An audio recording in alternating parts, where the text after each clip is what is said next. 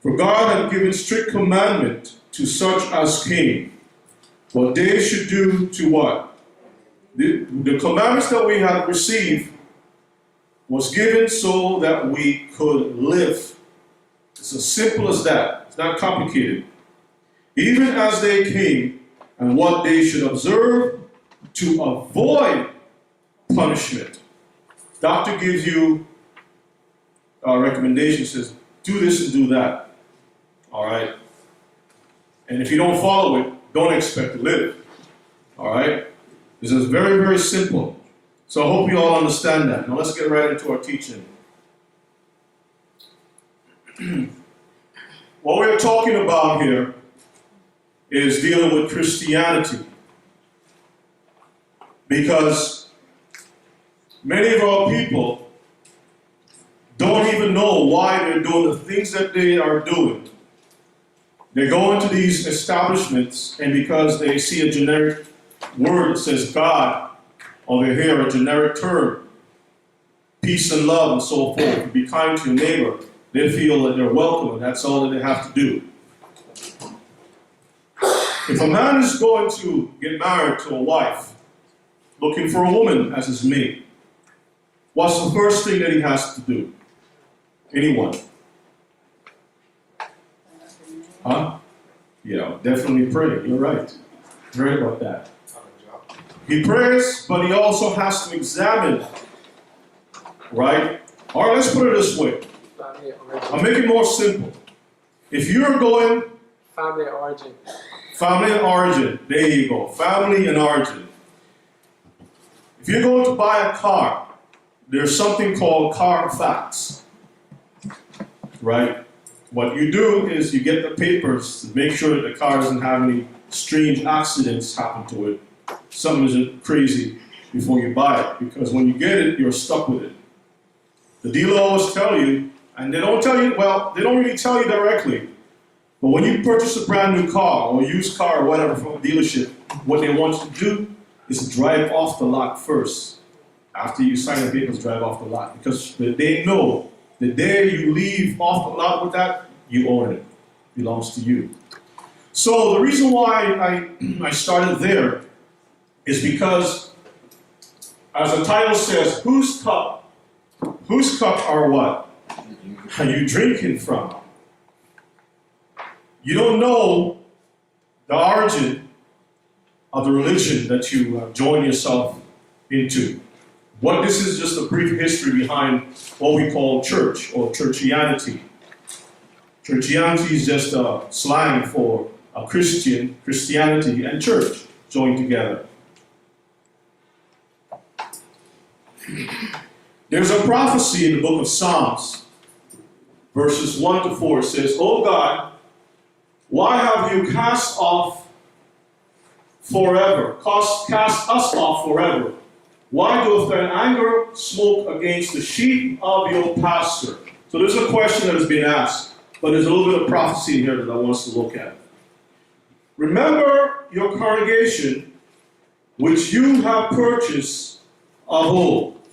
Now, the question is, in verses 1, we know for a fact that David was the one that was speaking. He was the one that wrote this, right? At the time when David wrote this, was Israel cast off? No. No.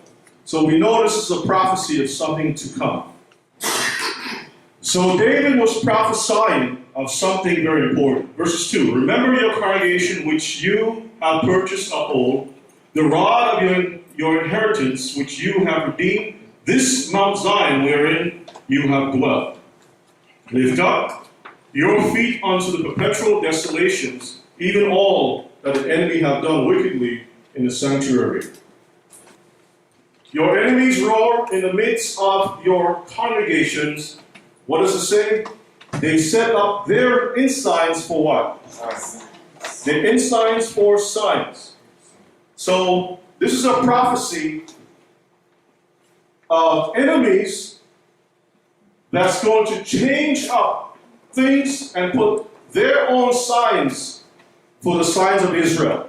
Let's go to the next slide.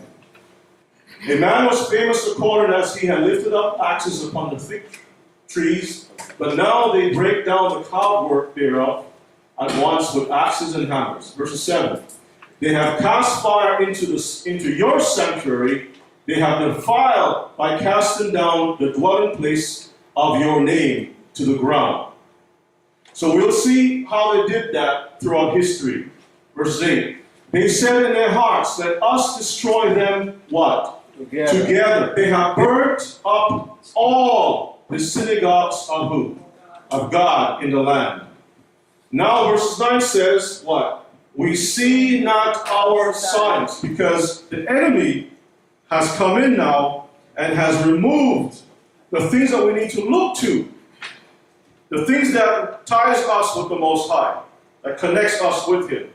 So they came in because of our own disobedience, and they have destroyed our signs. There is no more any prophet, neither is there among us any that knoweth how long.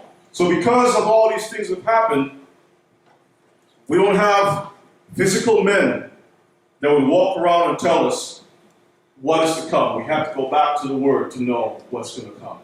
Next slide. So now we're looking at this warning.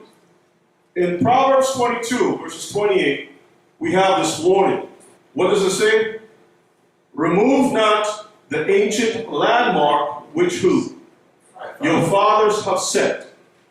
Now, what this is referring to, obviously, is the same signs. A landmark is a sign. The sign is the way of our forefathers, the Torah, the scriptures, the word. The way of the order that the Most High set Israel to be. How they should live, how they should dress, what they should eat, and different things like that. How we should, conduct our lives with each other and with Him. Those things have changed because the enemies came into our land and introduced other customs. In Job 24:2 it says, some remove the landmarks. They violently take away what? The flocks. The fact that the landmarks have been removed, our flocks have been scattered. That's Israel. Our people have been scattered because of doctrine, have destroyed us. And feed thereof. They have taken away our food. What is the food it's referring to here? The word. It's the word, exactly. Let's go to the next slide. In the book of 1 Maccabees 1:1, let's go there. Josh is going to read for me.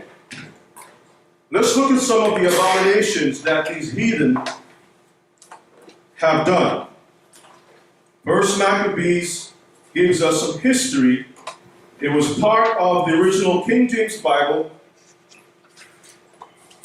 But now we're going to look at the history of how we arrive at the prophecy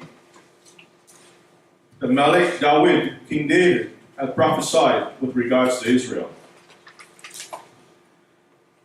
We're going to see the abomination that took place and why we end up with the system of religion that we have now.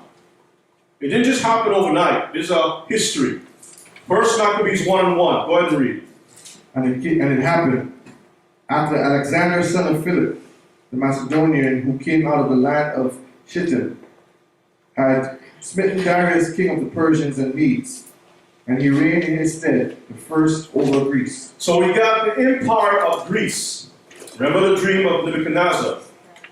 With the statue that he saw, head of gold, silver, brass waist, and then iron.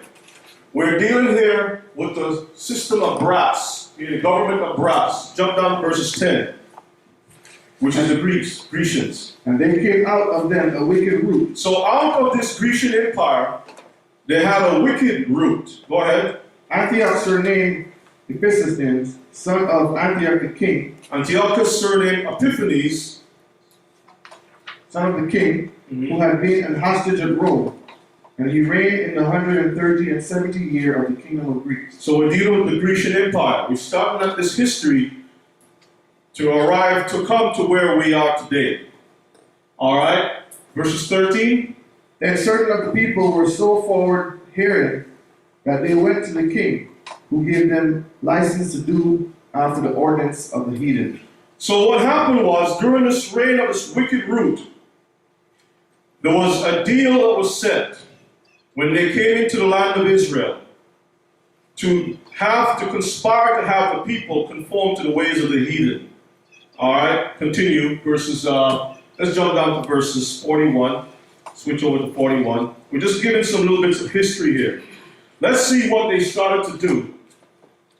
41. Moreover, King Antiochus wrote to his whole kingdom that all should be one people. So this king, King Antiochus, he wrote to his whole kingdom. That kingdom is not just Israel, but all the surrounding countries that they had conquered. He wrote a decree that all should be one people. You all understand that?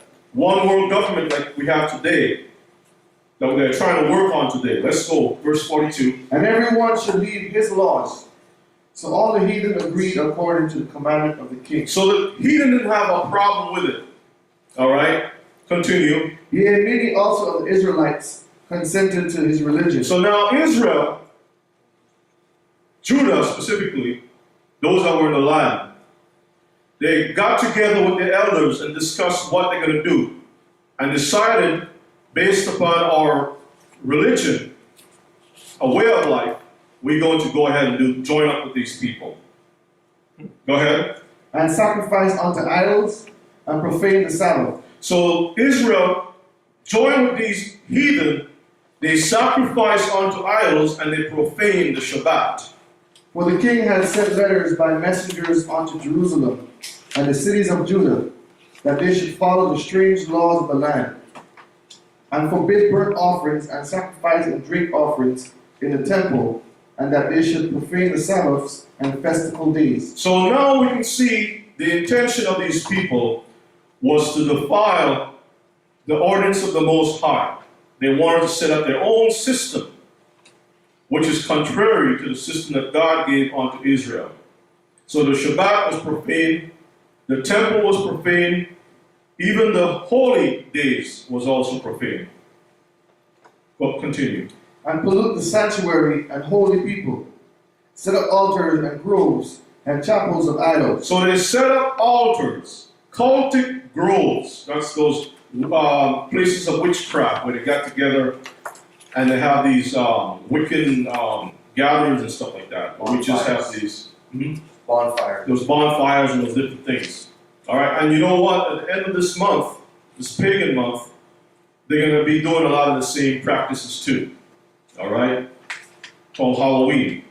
All right, continue. And sacrifice swine's flesh. Well, back up a little bit. They had cultic groves and they had chapels of idols. We're going to see as we go through this. This is the history now. That they brought, what they did was they mixed up the whole thing and they brought the chapels. We know what chapels are today in this world, Christianity.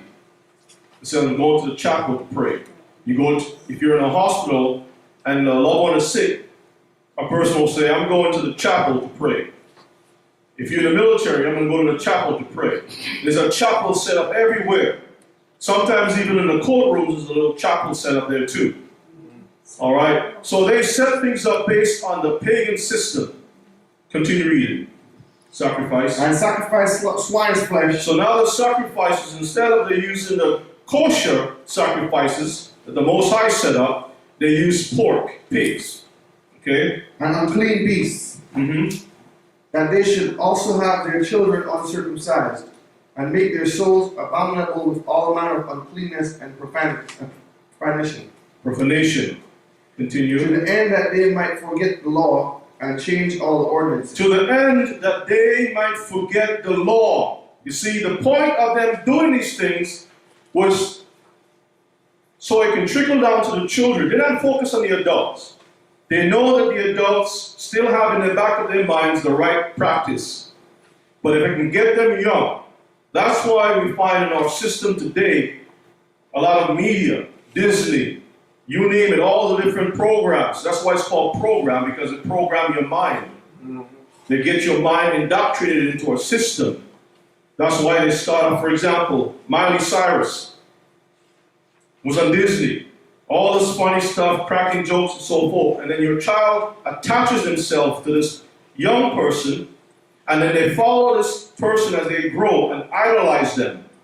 And at a certain time, when Miley Cyrus is now an adult and starts to do her craziness, her sodomite ways, and all those different things, your child now emulates the same person. And then another generation will pass, and now sin is acceptable. Continue reading. To the end, they might forget the law and change all the ordinances. And change all the ordinances. Continue. And whosoever would not do according to the commandment of the king, I want you to take your time in the reading. He should die. And whosoever would not do according to the commandment of the king, he said he should die. Continue.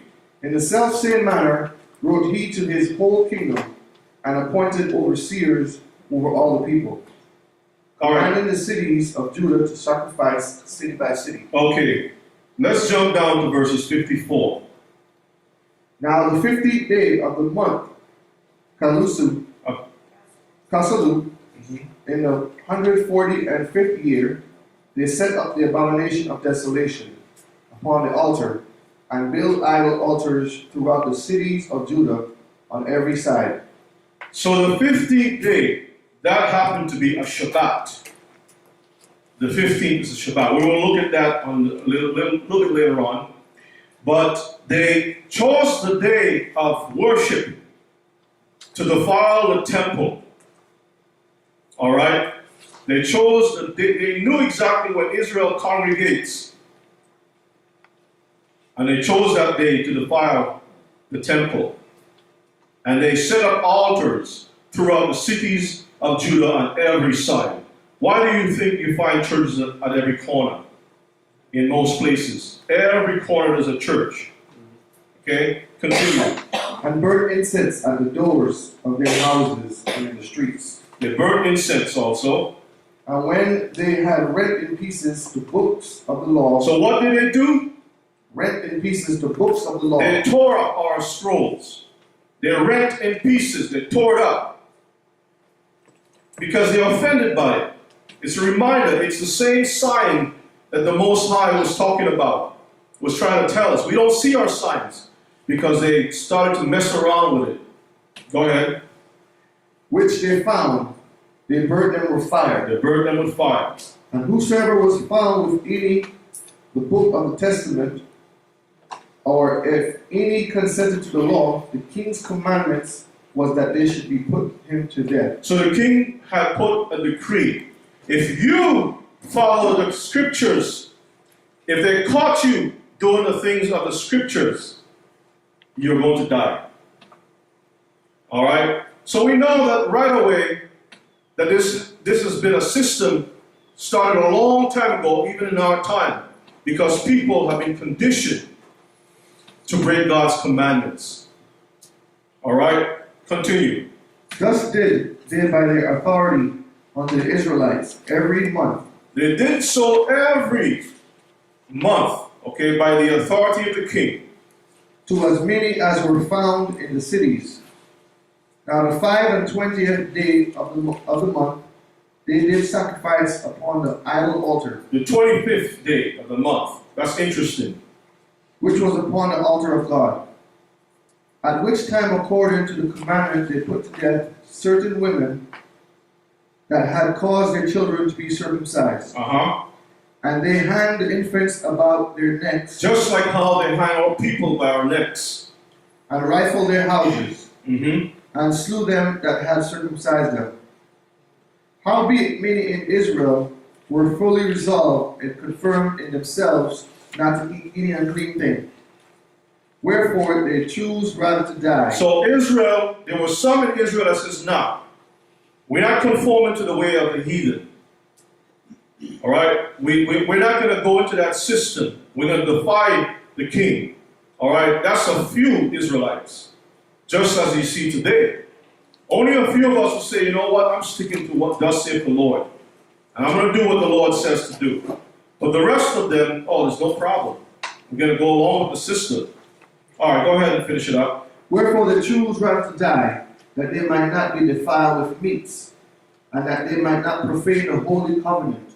So then they died. and there was a great wrath upon Israel. You know, when you read the scriptures where it says some of our brothers and sisters suffered persecution, some were covered in goat skins, they traveled from place to place and so forth. You know, all of these things are talking about this history here. Amen. But when they took these things out of the original Bible, you have no clue of the history of anything. You see, because now it's acceptable to be in a system that goes against the Word of God. Let's go to chapter 3 now. We're going to pick it up at verses 46. I'm going to read from 46 to 48. Chapter 3, verse Maccabees 3 and 46. Wherefore the Israelites assembled themselves together, and came to Mashiach over against Jerusalem. For in Mashiach was the place where they prayed aforetime in Israel. Then they fasted that day, and put on sackcloth, and cast ashes upon their heads, and rent their clothes. All right, so Israel was trying to clean up the mess, those that defied the system, the government. Now, what you saw before, we read before, was that the religion and the state were joined together. All right? They had the backing of the state.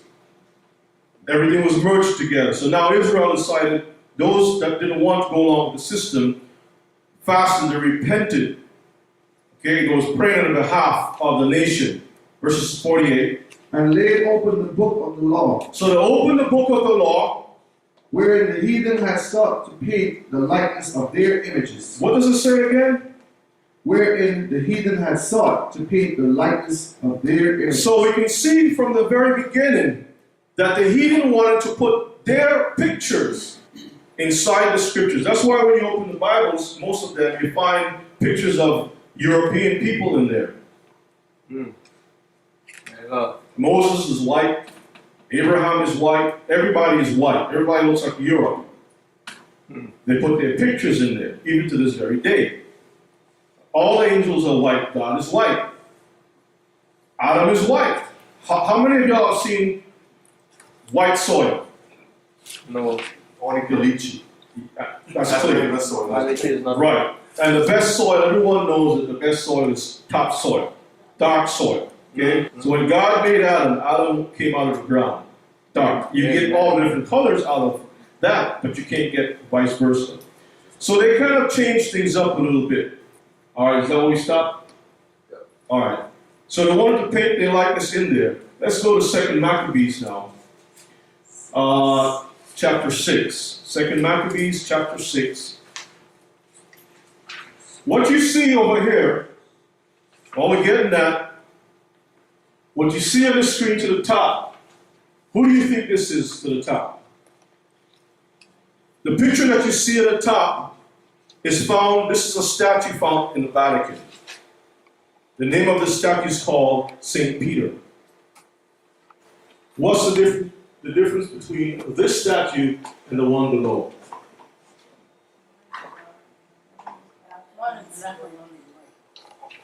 But guess what? That was not the original name of the statue. They changed that name and put that name. They didn't make this specifically for that. This is a pagan statue that you see to the top. In the bottom, you have a statue of Jupiter.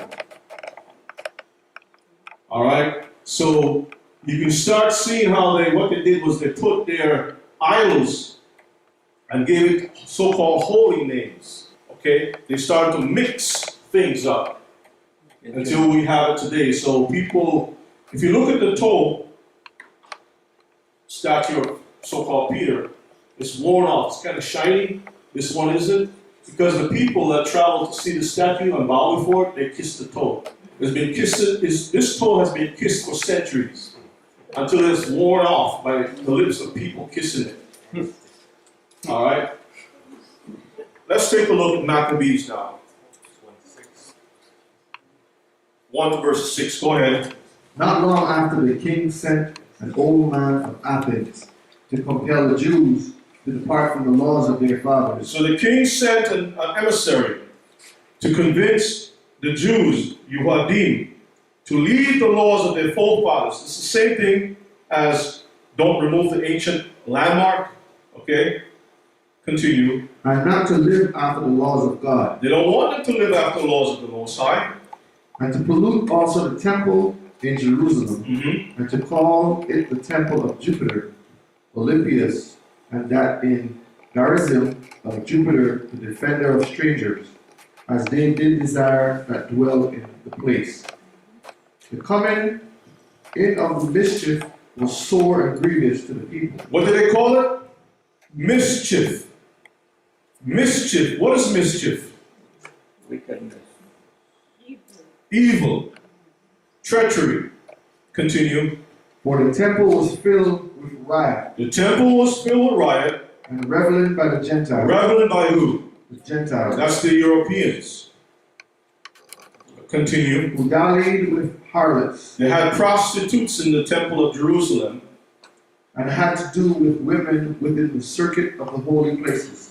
Mm-hmm. And besides that, brought in things that were not lawful. So the heathen brought in their practices of prostitution, reveling. There's something back in the, not just in the Caribbean, but even in New Orleans. It's called reveling. Mardi Gras, Carnival, all of these things, Bacchanal. All of this stuff came from the heathen, with some flavor in there of so-called Christian names, okay? For example, Fat Tuesday and whatever that take place in New Orleans, during that time of so-called Lent, there's a lot of Mardi Gras processions that goes on in New Orleans. What they have done is to merge the identity of Israel and put in there the pagan system, the Gentile system, you see? So continue. The altar also was filled with profane things, The altar of the Most High also had profane things, which the law forbiddeth. which the law forbids. Go ahead. Neither was it lawful for a man to keep Sabbath days or ancient feasts. So they changed that up.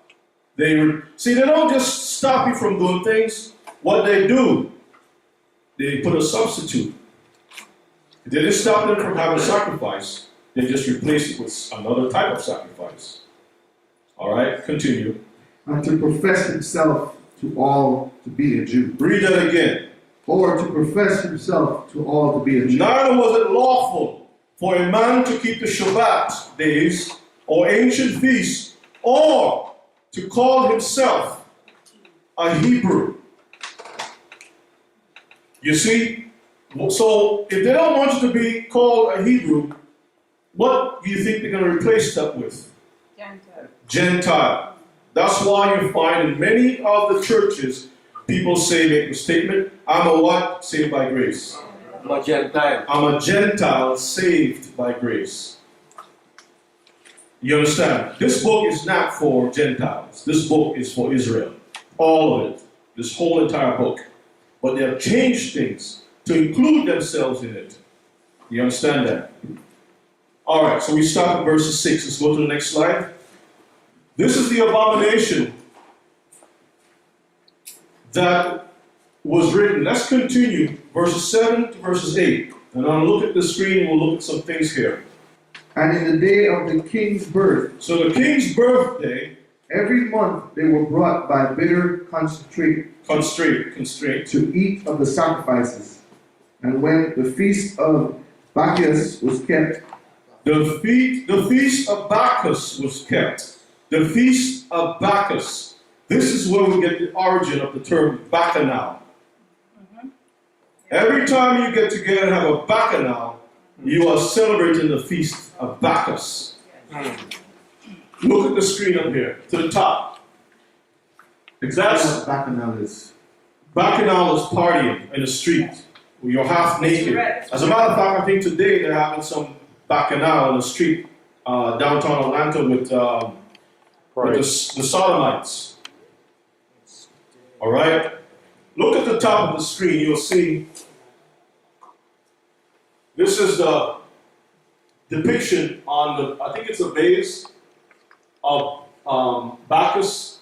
And if you notice carefully, the animal that he's sitting on is a beast that is spotted, a leopard. That's Greece. All right, that's the symbol of Greece. Okay, and there's a nude male. There's always some young males around them because this is all about sodomite. This whole thing is based on homosexuality. All right. Now over here is another picture of Bacchus. You can see the spotted leopard here drinking out of a bowl of some kind, and a chariot and leopards. All of these things are based on the myths of the different gods and whatnot. If you notice around it, you can see angels, all right? But he's in a chariot. All of these things tie back to Santa Claus also. And when it comes down to that time, we'll cover that too. Look at the child here again on top of these beasts. All right, this is part of the whole system. To the top there's a vineyard. These are grapes, groves, and there are children. They always have little children involved in that. Always have little children, because it's pedophilia that it's dealing with too. This is another picture of Bacchus in an aged state. You can see the grapes around his head, the beard like Santa Claus, but look at his head. These are horns. These are horns protruding out of his head, showing you the origin. And there are more behind this, because when you peel away the history of this man here, or this being, you'll find out it's another form of Satan. Yes, good question. It's just like Carnival. It's the same system of Carnival. That's where Carnival came from.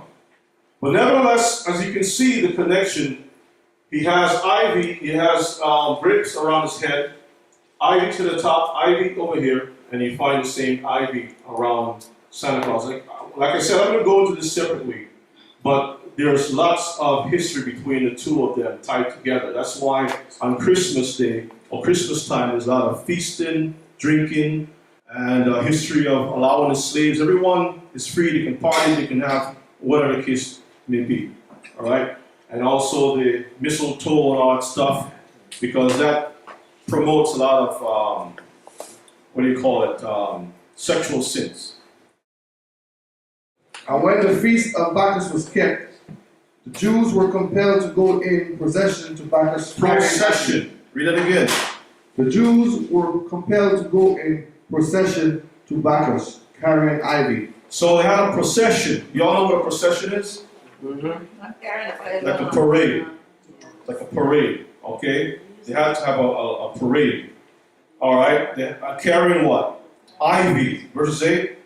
Moreover, they went out a decree to the neighbor cities of the heathen by the suggestion of Ptolemy against the Jews, that they should observe the same fashions and be partakers of their sacrifices. So they forced, it was putting a force upon the people to change their ways to become like the heathen. All right? Go ahead. And whoso would not conform themselves to the manners of the Gentiles should be put to death. They will be put to death. Let's go to the next slide. Let's go to 1 Maccabees. Going back to 1 Maccabees. And what I'm going to show you now, we looked at the Grecian Empire for a brief moment. But then the Grecian Empire was transitioned over to the Roman Empire. That transition is mentioned slightly in the 1 Maccabees 14. And we're going to read from verse 16 to see how, while Israel was being persecuted by the Grecian Empire, they sent for help to Rome. They sent for help by joining up with Rome. And this is how the Roman Empire got into Israel. And then when we read the story in the book of Matthew and Luke and so forth, with the Messiah, we can see clearly how the Romans were in the system, were in Judea, but we didn't know how they got in there because the history was removed from the book. So let's read verses 16. Now when it was heard at Rome, and as far as Sparta, that Jonathan was dead, they were very sorry. But as soon as they heard that his brother Simon was made high priest in his stead, and rule the country and the cities therein, they wrote unto him in tables of brass to renew the friendship and league which they had made with Judas and Jonathan his brethren, which writings were read before the congregation at Jerusalem. And this is the copy of the letter that the Macedonians sent, the rulers of the Macedonian with the city unto Simon the high priest, and the elders and priests, and residue of the people of the Jews, our brethren, send greeting. All right, let me just wrap this up and tell you what this is referring to. They sent letters to Rome. Okay? They had a communication between Rome when they heard of Jonathan. Now, what happened was the book of Maccabees is a story about some priests, a family of priests who fought against the Grecian people, okay, to preserve the sanctity of the temple. They had a revolt against the Grecian Empire.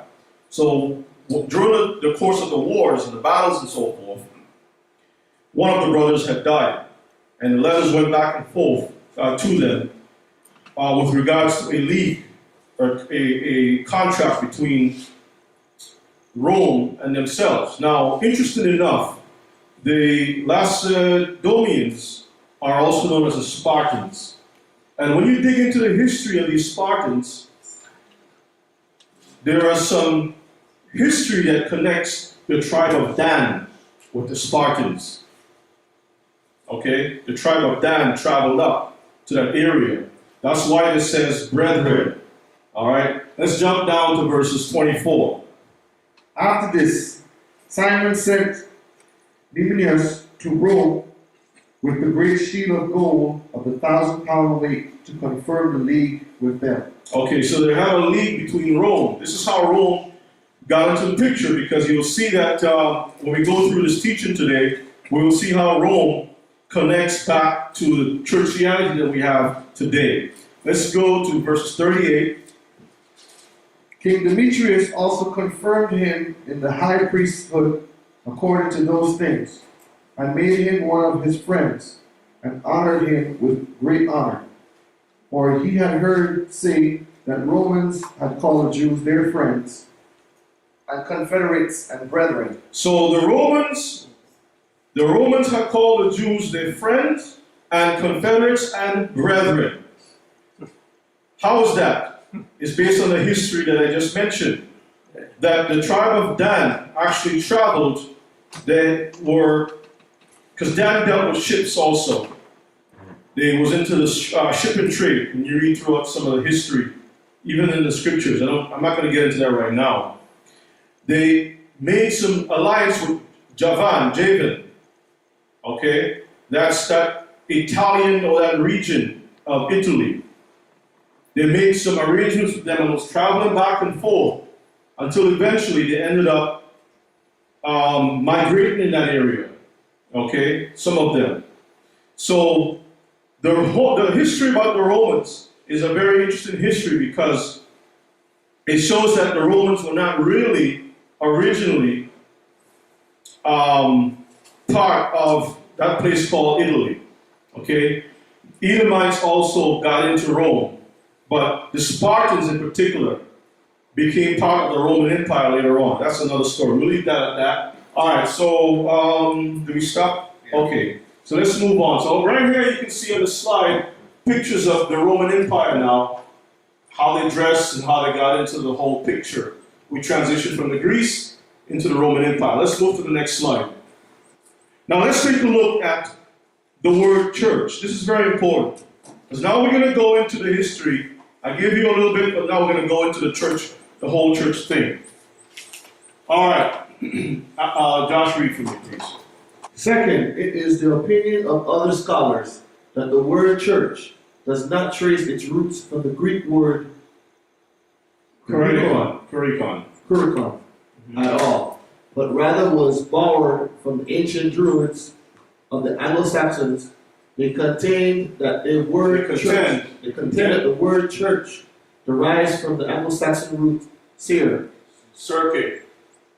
Circe was the goddess daughter of Helios, another name for the sun deity. So the word church that was used to translate the people of Israel, or the gathering, came from a druid or a cult, a set of people that practiced witchcraft and paganism. And they took that word and they applied it. The word is the name of a goddess, a sun goddess. Okay, continue reading. The word circuit is related to circus. The word circuit is related to circus. That explains why when you go to church, it's more like a circus than anything else. Because there's a lot of entertainment that goes on to make the people laugh, cry, and all kinds of different things in there. All right, there's a show that goes on.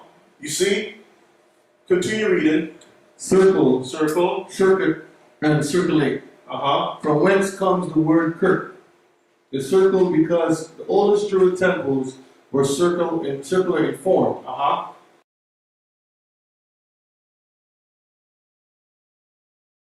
Circuit was also originally a Greek goddess whose name was written and pronounced as Kirky.